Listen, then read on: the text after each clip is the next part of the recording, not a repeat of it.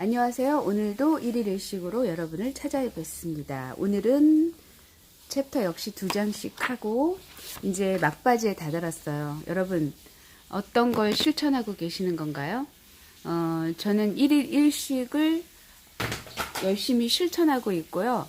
무엇보다도 그 걷기를 통해서 내 속에 있는 칼슘을 이렇게 대량 분출해낼 수 있는 걷기를 지금 포커스를 두고 있어요. 하루 1식은 물론이고 걷기를 열심히 하고 또 바른 자세를 취하려고 무진장 애쓰는데 사실 저도 그 부분에 있어서 약간 취약하긴 합니다. 그래서 이제 그거를 대체할 수 있는 방법은 둥그르기도 있고요. 여러 가지 좋은 방법들이 많이 있는데 어쨌든 여러분 조금씩 그리고 매일 하는 것, 매일 작심삼일을 하시면 돼요. 매일 작심삼일. 조금씩 하루 3끼 드시는 분들, 꼭 3끼를 드셔야 된다고 생각하시는 분들께서는 양을 조금씩 줄이시면 돼요. 내가 먹는 양의 한 3분의 2 정도, 일주일 정도 그렇게 도전하셨다가 이거 괜찮네? 그러면 이제 3분의 1로 그리고 조금씩 3끼에서 2끼로, 2끼에서 1끼로 조금씩 바꿔가시면 돼요. 근데 저는 워낙 그 소화 기능이 그렇게 막 선천적으로 탄탄하게 태어난 사람이 아니기 때문에 사실은 소식이 저한테는 딱 걸맞는 상황이거든요. 그래서 제가 볼 때는 케이스 바이 케이스로 자기한테 맞는 걸 찾는 것이 되게 중요한 것 같아요. 근데 중요한 것은 제가 항상 하는 얘기지만 이 풍요 속의 빈곤이라는 말을 여러분 아시는지 모르겠는데 주변에 널린 게 사실 음식이잖아요. 돈만 있으면 뭐든 먹을 수 있는 세상이 돼버렸는데 사실은 그 음식들이 우리 몸에 들어와서 어떤 작용을 할지는 어떤 작업을 할지는 어떤 말이 안 나오네. 우리 몸에 들어와서 그게 어떤 작용을 할지는 몰라요. 그러니까 그래서 이게 풍요 속의 빈곤이라는 게 그러니까 우리가 굳이 독성 물질을 먹을 필요는 없잖아요. 그러니까 이제 뭐 인스턴트, 면류, 뭐 이런 것들, 가공식품들 있잖아요. 뭐 아이스크림, 음료에 무슨 뭐가 들어가 있다. 뭐 예를 들면 매실 음료가 있다. 매실이 들어가냐? 절대 아니거든요. 그 인공 화학 물질이 들어간 거라서 그거를 섭취하면 그게 설탕이 거의 7, 80%라고 저는 알고 있고요. 절대로 매실이 들어갈 수가 없습니다, 여러분. 그런 걸 생각하시면 오늘 하루 눈 떠서 내가 뭔가를 입속에 넣을 때 무엇을 넣을까를 고민하지 마시고 무엇을 넣지 않을까를 고민하시는 하루가 되셨으면 좋겠어요. 예를 들면 커피 같은 경우도 그렇잖아요. 현대인들, 일하시는 분들 커피를 드시는 게 그냥 거의 체화됐잖아요. 그냥 습관적으로 까르마가 돼버렸는데 그것이 과연 우리 몸에 이 유익을 주는 걸까요? 그걸 좀 고민해 봐야 될 것 같아요. 얼마 전에 제가 이제 CBS를 라디오를 가끔 듣거든요, 유튜브로. 근데 교수라는 분이 이제 나와서 얘기를 막 하는데 그 양반이 하루에 커피를 엄청나게 마시더라고요. 그러면서 근데 제가 딱 볼 때 느꼈던 게 뭐였냐면은 그 양반이 얼굴이 너무 부종이 심한 거예요. 면종이라고 해야 되나요? 얼굴 부종이 너무 심해가지고 너무 안타깝더라고요. 그래서 그 원인은 제가 볼 때는 커피를 너무 다량 섭취하다 보니까 그게 수면 부족이 오는 거죠. 그래서 제가 볼 땐 그 양반은 정말 커피를 끊지 않으면 아마 평생 숙면을 제대로 취하지 못할 뿐더러 얼굴 부종으로 얼굴인지 숨은 덩어리인지 모르는 그걸 이제 본인이 들고 다녀야 되는 상황이 될 거예요. 그래서 오늘 하루도 내가 커피를 몇 잔 마시는지 또 담배 피시는 분들은 담배를 몇 대를 피시는지를 숫자를 세어보세요. 그리고서 그 숫자를 조금씩 줄여가면 되거든요. 제가 너무 서두가 길었습니다. 이제 본문으로 들어갈게요. 이 본문 첫 번째 이야기는요. 파트너나 애완동물과 함께하면 오래 산다. 이게 파트너라는 개념이 뭔지를 이제 아셔야 되는데 제 느낌의 파트너는 그거 같아요. 그러니까 서로 공유할 수 있는 무언가가 있으면 참 좋겠죠. 그리고 화답과를 보낼 수 있는 사람? 그러니까 내가 아 하면 어 할 수 있는 사람. 그게 진정한 파트너가 아닐까 싶어요. 자, 그러면 들어가 보겠습니다. 모든 동물은 생식 연령이 끝나면 수명도 끝난다. 이거는 1.5배니까 다시 한번 읽어드리겠습니다. 모든 동물은 생식 연령이 끝나면 수명도 끝난다. 오직 인간 여성만이 생식 연령이 끝나고 나서도 몇십 년이나 더 사는데 이는 인간의 아이가 언제까지고 자립하지 않기 때문이다. 이 세상에 태어난 생물은 모두 살아남으려고 하는 지령이 세포 속 유전자에 입력되어 있다. 이것도 1.5배인데 저는 그냥 패스할게요. 아이가 나이를 먹어서도 엄마에게 떨어지려고 하지 않는 것도 다 생존을 위해서이다. 그래서 저는 솔직히 말하면 엄마가 너무 아이들을 이렇게 품속에 안으려고 하면 안 돼요. 막 우리 한국은 특히 그게 너무 심각한데 막 나이를 먹어서 결혼을 해서 자식을 낳았는데 그래도 그냥 내 품 안에 자식으로 만드는 상황이 벌어지는 거예요. 그렇게 되면 독립해서 결혼한 그 와이프나 자식들은 뭐가 되는 거예요. 그러니까 독립할 수 있도록 여건을 마련해야 돼. 그냥 내치세요. 왜 자꾸 품 안에 안고 계세요? 다 큰 자식을. 그렇지 않습니까, 여러분? 그 자신의 능력대로 살도록 그냥 내버려둬야 되는데 이 한국이란 나라가 좀 그 늙은 아이를 만드는 생산하는 나라예요. 그러니까 독립할 수 있도록 내버려둬야죠. 냅둬야죠. 그리고 자신의 삶을 살 수 있도록 둬야 되는 거 아닙니까? 엄마라는 역할을 왜 죽을 때까지 하려고 해요? 나는 내 삶을 살고 자식은 자식의 삶을 살도록 내버려둬야죠. 그렇지 않습니까? 그리고 엄마가 건강해야 돼요. 정신적으로나 육체적으로나 영혼적으로나. 그래서 이렇게 코스프레 하지 마세요. 병든 자 코스프레 해가지고 나 좀 도와줘 막 이러지 마시라고요. 독립적인 삶을 사세요. 행복하게 사세요. 그러니까 자식이 자신의 삶을 살 수 있도록 이렇게 건강한 삶을 살아야 돼요. 그리고 자식은 가끔 자기가 정말 힘들고 어려울 때 그냥 푸념할 수 있는 그런 여지를 마련하는 것. 그거 이상 그 이하가 될 필요가 없는 거예요. 근데 보면은 우리 주변의 어르신들 보면은 그 병자 코스프레 많이 하시잖아요. 나 힘들어, 나 아파, 막 이러. 왜 어느 자식이 또 저는 이 부분에 대해서 할 말이 너무 많은데요. 저는 이 부분에서 좀 반기를 들고 싶은 게 엄마를 영원히 어떤 엄마라는 타이틀을 그 죽을 때까지 이렇게 짐으로 만들지 않았으면 좋겠어요. 그러니까 엄마도 여자거든요. 엄마도 사람이고 왜 죽을 때까지 엄마 역할을 해야 하나요? 그건 아니라고 보거든요. 그리고 사람마다 다 달라요. 어떤 사람은 그것이 낙인 사람도 있지만 어떤 사람은 그게 짐이 될 수도 있거든요. 이거는 걸러서 취사 선택해야 된다고 봐요. 하지만 언제까지나 그 아이만 보살피고 있으면 다음 생식을 할 수 없게 되어 인류는 멸망할 것이다. 따라서 어미 생식을 끝낸 연상의 여성에게 아이를 맡기고 그 사이 다른 아이를 임신하고 출산하도록 되어 있다. 본래 생식 연령이 끝나면 수명이 끝나야 할 여성들이 계속 살아남게 된 까닭은 손자를 돌봐주기 위해서이다. 저는 돌봐준다는 것도, 그래서 돌봐주는 것도 제 선에서 돌봐주는 건 아이와 놀아주는 거 정도? 아이와 대화를 나누는 거, 아이의 눈높이에 맞춰서 놀아주고 대화를 나누고 그 정도면 되지 않을까 싶어요. 사람마다 다 다르겠지만 이렇게 여성은 생식에 간접적으로 관여함으로써 수명이 길어졌다. 이에 반해 남성은 죽을 때까지 생식 능력이 있다. 이 때문에 이론적으로 죽을 때까지 살 수 있다는 말이 된다. 다만 남성이 오래 살기 위해서는 조건이 필요하다. 죽을 때까지 생식에 관여해야 한다. 즉 파트너의 존재가 수명에 큰 영향을 미치는 중요한 요소인 것이다. 미국 피츠버그 대학의 버나드 코엔 교수가 연구한 수명 단축 일수에 따르면 독신 남성은 수명이 8년 줄어든다고 한다. 한편 독신 여성의 수명 단축 일수는 4년으로 남성의 절반에 그친다. 이게 100배 공감이 되는데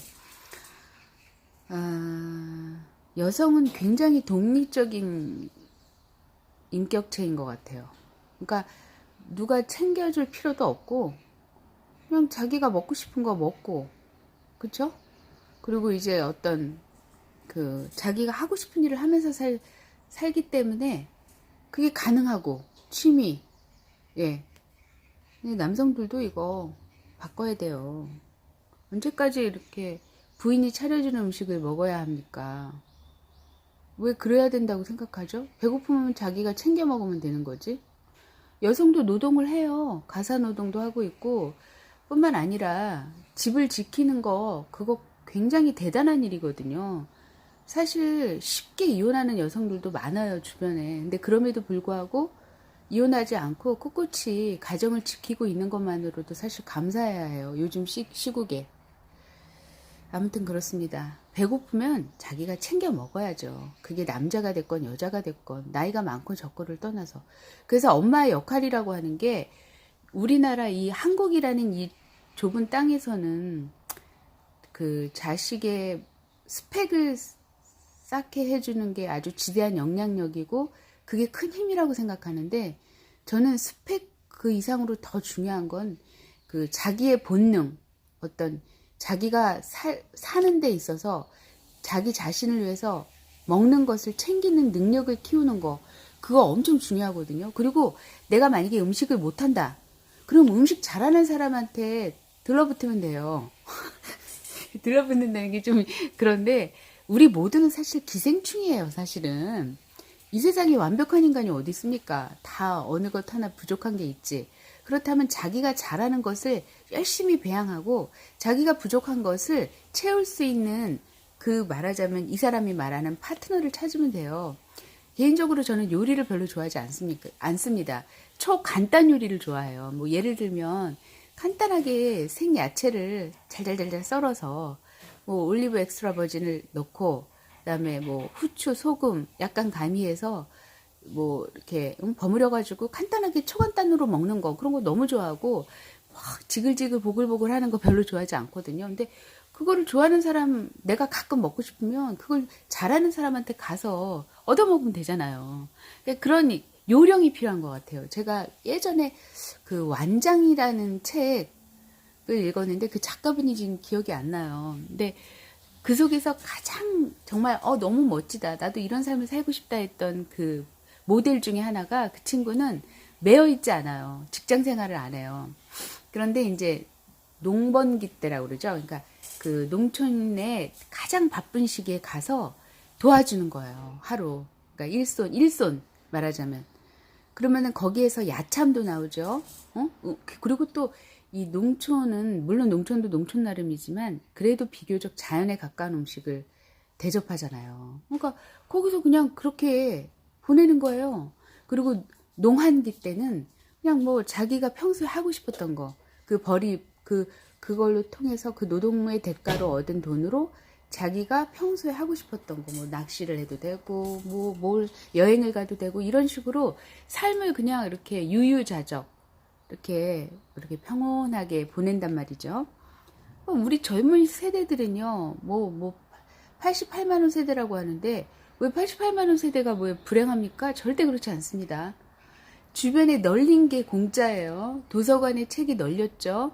이거 제가 볼 때는 이 청년들이 살아가기에 너무 좋은 것이 사실은 요즘 시대가 아닌가 싶어요. 뭐 얽매일 필요가 없고, 그렇지 않습니까? 뭐 도서관 가면 마음껏 책 볼 수 있고, 공짜가 진짜 널렸어요. 공원도 얼마나 멋진 곳이 많습니까? 또 무료 그 급식을 해주는 곳도 있어요. 찾아보면. 그런 식으로 이렇게 삶을 이렇게 방랑자처럼 살아보는 거에 얼마나 멋있어, 근사해요. 내가 어떤 예속될 필요가 없는 거예요. 노예가 될 필요가 없는 거예요. 이제 자본의 노예라는 게 별겁니까? 그런 거죠. 내가 막 원치 않는데 해야 되는 거. 그리고 내 영혼을 팔아야 되는 거. 내가 돈을 벌기 위해서. 내가 원치 않는데 내 마음속에 내 영혼은 그거 아니야 그러는데 그냥 돈을 벌기 위해서 아, 그래, 그래, 그러면서 사는 거예요. 그러다 보면 내가 없어지는 거고, 그러면 이제 병이 생기는 거거든요. 이 발병의 원인은요, 단순해요. 자기답게 못 살기 때문에 병이 생기는 거거든요. 근데 우리는 그거를 몰라요. 그리고 병이 생기면 우리가 학교에서 교육받았던 뭐 이비인후과, 뭐 눈, 코, 입이 문제가 있다. 이비인후과 가고, 뭐 내생식기 쪽에 문제가 있다. 산부인과 가고. 이게 분업화됐잖아요. 이 병도. 근데 사실은 우리가 우리 몸을 자세히 들여다보면요. 우리 몸은 유기체고 통일체예요. 생명체란 말이죠. 그러니까 어떤 것도 분리할 수 없어요. 정신도 육체도 영혼도 분리할 수 없습니다. 이 단순한 이 원리만 파악해도 사실은 삶이 그렇게 어렵지 않아요. 버겁지 않아요. 그러니까 자식을 키울 때 그 기존의 질서에 그 딱 맞는 산물에 아이를 끼워 맞추지 마시고 그냥 그 아이가 아이답게 살 수 있도록 내버려 두세요. 그게 정답이에요. 사실은 우리가 40년, 50년, 60년 동안 살아온 그거는요, 이게 그냥 누적된 결과값이에요. 누적된 산물이지 절대로 미래의 답이 될 수 없어요. 미래는 우리가 예측할 수 없습니다. 그거는요, 아이들한테 맡기세요. 충분히 그렇게 아이들은 미래를, 그러니까 자기답게 사는 게 결국에는 미래를 살아가는 방법이에요. 그걸 아셔야 돼요. 그래서 본문으로 들어가면 이 차이는 어디에서 비롯된 것일까? 남성의 경우 직접 생식이 관여하지 않으면 수명은 더 이상 늘어나지 않는다. 하지만 여성은 간접적으로 생식을 도우면 수명이 늘어난다. 파트너와 섹스를 하지 않아도, 또한 파트너가 없어도 손자나 조카들을 돌봐주면 수명은 늘어난다. 돌봐줄 사람이 없다면 애완동물도 좋을 것이다. 요컨대 여성은 손자든 애완동물이든 애정을 쏟을 수 있는 대상을 계속 돌봐줌으로써 수명을 늘릴 수 있다. 근데 그 페미니스트인가요? 나도 아내가 필요하다. 여성이. 그런 얘기를 한 적이 있는데 저는 좀 달라요. 저는 좀 케어를 받고 싶어요. 저는 여성이지만 누군가를 케어하는 거를 좀 이렇게 벗어나서, 저는 그리고 케어보다는 이렇게 놀고 싶어요. 노래를 부르고 싶고, 춤을 추고 싶고, 얘기를 나누고 싶고, 이런 공동체, 느슨한 공동체가 있었으면 좋겠어요. 그래서 요리를 잘하는 사람한테는 저한테 요리를 주시면 되고, 음식을 주시면 되고, 그러면 저는 제가 할 수 있는 거를 주는 거죠. 예를 들면 그분이 건강이 안 좋다. 그럼 저는 이열침이나 침뜸으로 그분의 건강을 이렇게 업시킬 수 있고, 뭐 그런 거요. 공간을 가진 사람은 내가 공간이 없으면은 그 공간에서 잠깐 쉬었다가 머무르는 곳, 이런 것. 이런 뭐라고 하죠? 소유하지 않고 그냥 공유하는 거예요. 그럴 수밖에 없는 게, 지금 뭐 이렇게 워낙 한의학이나 이런 데서는 이런 침뜸이나 대체를 되게 막 비방하잖아요. 무력하게 만들잖아요. 돈을 벌 수 없게 만들잖아요. 그러면은 방법이 있죠. 뭐 돈을 거래하지 않고 공유를 하는 거죠. 그 상대가 가지고 있는 것을 내가 취하고, 내가 가지고 있는 것을 상대에게 주고, 이러면서 공유 경제를 하면 돼. 그 공유 경제가 다른 게 아니라 그런 거, 자연 같은 거죠. 대자연의 숲을 들여다보면 그렇잖아요. 그냥 잘 어우러져 있잖아요. 다른 것이, 다양한 것이. 다시 본문으로 들어가면, 반면 남성은 자신이 생식 대상임을 자각하지 않으면 안 된다. 가령 섹스를 하지 않는 데이트 친구라도 자신이 남자로서 사랑받고 있다는 자신감을 가지면 수명을 늘릴 수 있다. 하루 한 끼 식생활을 통해 장수 유전자인 시로트인 유전자를 발현시키고 동시에 사랑하는 파트너를 갖는 것이 장수 유전자의 발현 정도를 더욱 높이는 요소가 된다. 이거는 제가 볼 때는 남성뿐만이 아니에요. 여성도 마찬가지입니다. 왜 여성은 왜 케어만 해야 하죠? 그렇지 않습니다. 여성도 사랑받고 싶어요. 그리고 여성도 그 설렘을 느끼고 싶어요. 그 설렘이라고 하는 거는 정말 그건 돈으로도 살 수 없거든요. 그 설렘을 느끼고 싶어요. 그렇습니다. 두 번째 챕터. 동물은 무익한 살생을 하지 않는다. 지구상에는 다양한 생물이 존재하고 있고 인간도 그중 하나에 지나지 않는다는 사실을 잊지 말자. 인간이 자연계의 다른 동물을 보고 배워야 할 점은 모든 동물들은 배가 고프지 않으면 아무것도 먹지 않는다는 것이다. 이거 저 살짝 딜레마에 빠질 뻔했는데 이게 사람마다 다 다르잖아요. 그리고 우리는 배꼽 시계가 울릴 때 밥을 먹어야 돼요. 근데 그냥 습관적으로 먹어요, 인간들은. 그래서 병이 생기는 거예요. 그냥 쓸데없이 에너지를 충전할 필요가 없는데, 그러니까 비만이 생기는 거고. 동물 중에 비만 동물은 없어요. 뭐 코끼리는 그래도 어쨌든 질병에 걸리진 않잖아요. 우리처럼 고혈압, 당뇨, 그 고지혈증 이런 거에 안 걸리잖아요. 우울증, 현은증, 조현증, 뭐 또 뭐가 있나요? 그런 많은 현대인 병들은 그 스스로 자처하는 거예요. 배꼽 시계가 울리지 않는데 먹는 거. 그리고 먹지 않아도 되는 걸 먹는 거.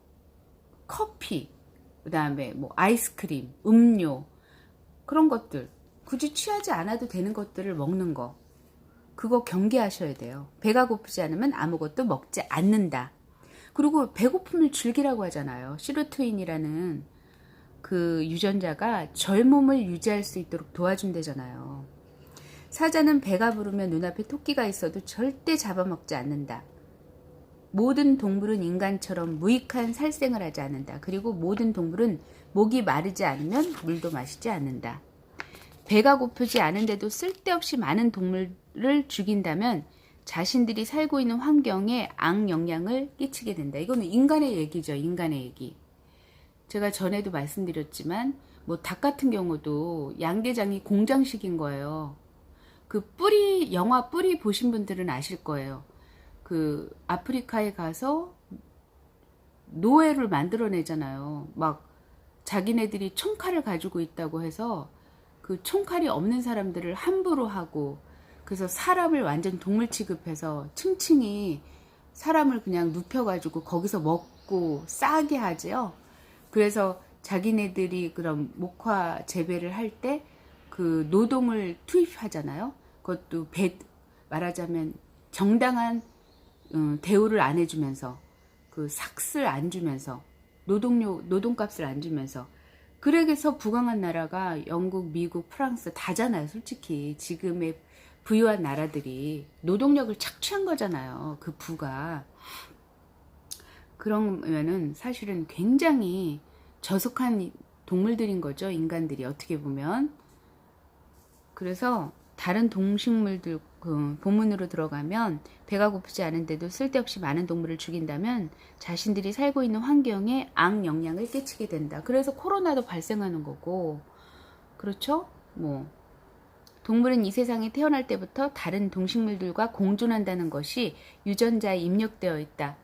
그러니까 이게 지속 가능한 삶을 살고 싶으면은 사실은 내 생명이 소중한 것처럼 동물, 돼지, 소 다 소중하거든요. 다 각자마다 자기가 태어난 이유가 있단 말이에요. 근데 살생을 함부로 하니까 문제가 생기는 거고, 도살을 함부로 하니까 이렇게 문제가 생기는 거잖아요. 그리고 공장식, 그 아까 얘기를 하다 말았는데, 그 닭을 그렇게 층층이 켜켜이 공장식으로 그거를 키우는 거예요, 닭을. 그러니까는 애가 스트레스를 받으니까 옆에 있는 애를 쪼잖아요. 그러니까 그 불의를 거세해요. 얼마나 잔인합니까? 우리는 그거를 먹는 거예요. 그 독의 물질이 가득한 그 음식을 먹는 거예요, 우리가. 근데 그것도 모르고 그냥 하하호호 즐기면서 먹잖아요. 그러니까 몸에 독이 쌓일 수밖에 없죠. 고지혈증, 고혈압, 당뇨. 이게 왜 걸리겠어요? 그런 걸 먹으니까 당연히 걸리죠. 예를 들어 바이러스조차도 사람을 죽이려고 하지는 않는다. 바이러스는 스스로 번식하지도 않고 영양 공급도 할 수 없다. 그렇기 때문에 동물의 세포 속에서 기생하면서 세포의 유전자의 힘을 빌려 번식한다. 만약 기생한 동물을 죽여버리면 바이러스 자신도 죽게 된다. 즉 바이러스는 공존을 해야 하기 때문에 독성을 갖고 있지 않다. 그런데 우리의 면역 시스템은 바이러스를 적으로 간주하고 공격한다. 이때 림프구에서는 사이토카인이라는 독성 물질을 분비하는데 사이토카인은 적과 아군을 구별하지 못한다. 이 때문에 바이러스뿐만 아니라 자신의 몸도 공격하는 것이다. 이를 사이토카인 스톰이라고 한다. 자가 면역이라고 하나요? 그거? 아토피도 일종의 그거라고 하죠. 인플루엔자에 감염되면 성인은 단지 열이 날 뿐이다. 하지만 무균 상태나 마찬가지로 자란 아이들은 죽는 경우도 있는데 이는 면역이 과잉으로 작용하여 사이토카인 스톰을 일으키기 때문이다. 간염 바이러스에 감염되어도 그것을 공격하지 않고 공존하면 보균자가 되어 다른 사람에게 옮기기만 할 뿐 자신은 감염이 발생하지 않는다. 하지만 면역 과잉으로 인해 사이토카인이 간염 바이러스를 공격하면 간염 또는 간경변을 일으킨다. 역시 공존하는 것이 중요하다고 볼 수 있다. 옛날에는 모기에 물렸을 때 가려운 것은 모기의 타액 속에 가려움의 원인이 되는 물질이 들어있기 때문이라고 여겼다. 하지만 모기가 물어버린 순간 곧바로 가렵게 만들면 물린 사람에게 맞아 죽게 된다. 모기 처지에서는 가능하면 물었다는 것을 지키지 않고 날아가고 싶을 것이다. 사실 가려움의 원인은 인간 쪽에 있다. 모기의 타액을 적으로 인식하여 알레르기를 일으키고 있는 것이다. 이건 역시 면역 과잉으로 생기는 증상이다. 즉 모기는 인간과 공생하려고 하는데 인간에게는 그것을 거부하려고 하는 시스템이 갖춰져 있는 것이다. 이거 1.5배 다시 한번 읽어드리겠습니다. 모기는 인간과 공생하려고 하는데 인간에게는 그것을 거부하려고 하는 시스템이 갖춰져 있는 것이다. 인간은 모기뿐만 아니라 파리, 벼룩, 바퀴벌레, 쥐도 모조리 죽이려고 한다. 현재 전 세계적으로 늑대나 호랑이가 멸종되고 있는 것도 인간의 사정에 따라 자연계 생물에게 선악 기준을 들이대 해충이라 하여 퇴치를 반복했기 때문이다. 벼를 먹는 메뚜기는 해충, 메뚜기를 잡는 거미, 사마귀는 곤충이라고 한다. 이는 완전히 인간 중심적인 사고방식에 지나지 않는다. 사실 이분도 이 얘기를 하셨는데 윤구병 선생님도 그 말씀을 하셨어요. 이 세상에 잡초는 없다. 그거는 인간들의 기준에서 보는 결과값이다 그랬어요. 그래서 뭐라 그러죠? 태평농법이 나온 이유 중에 하나가 그러니까 말하자면 다양한 종의 생물들이 함께 공존하는 농법이 태평농법인 거예요. 인간은 많이 먹을 수 없지만 다양한 종의 곤충들이 살아갈 수 있다는 거죠. 저는 태평농법을 되게 좋아해요. 근데 우리 남편은 야 너는 진짜 이데올로기 사상에 머물러 있는 사람이다. 어떻게 그러면 어떻게 먹고 사냐 이러는데 그래서 소식을 하는 의미가 가장 큰 게 그거 같아요. 제가 요즘 무릎을 칩니다. 헉! 이거구나. 응? 지금의 그런 농약을 치고 막 정신없잖아요. 퇴비를 주고 그래서 많은 양을 생산해내잖아요. 근데 그 많은 양들이 우리가 그걸 다 소화할 수 있을까요? 그리고 또한 그 생산물이 과연 우리 몸에 좋을까요? 그러니까 생물을 죽이는 농약 그걸 우리가 먹는 게 그게 좋을까요? 옛날에 그 교양서적 중에 침묵의 봄이라는 책이 있거든요. 농약의 문제점을 막 신랄하게 이렇게 파헤치는 침묵의 봄이라는 책이 있는데 그래서 저 욕심 부리지 마세요. 그냥 10개 먹을 거 하나 드시고 하나 먹을 거 10분의 1 조각 드세요. 뭐 이렇게 기를 쓰고 그냥 그렇게 해가지고 우리가 몸이 좋아지면 괜찮은데 절대 그렇지 않잖아요. 이게 진짜 사람이 되게 똑똑할 것 같잖아요. 근데 멍청한 게 인간인 것 같아요. 그렇지 않습니까 여러분? 저도 인간이지만 여러분 오늘도 사랑합니다. 여러분 오늘도 무엇을 먹을까 고민하지 마시고 무엇을 덜 먹을까를 고민하는 그런 하루가 되셨으면 좋겠습니다.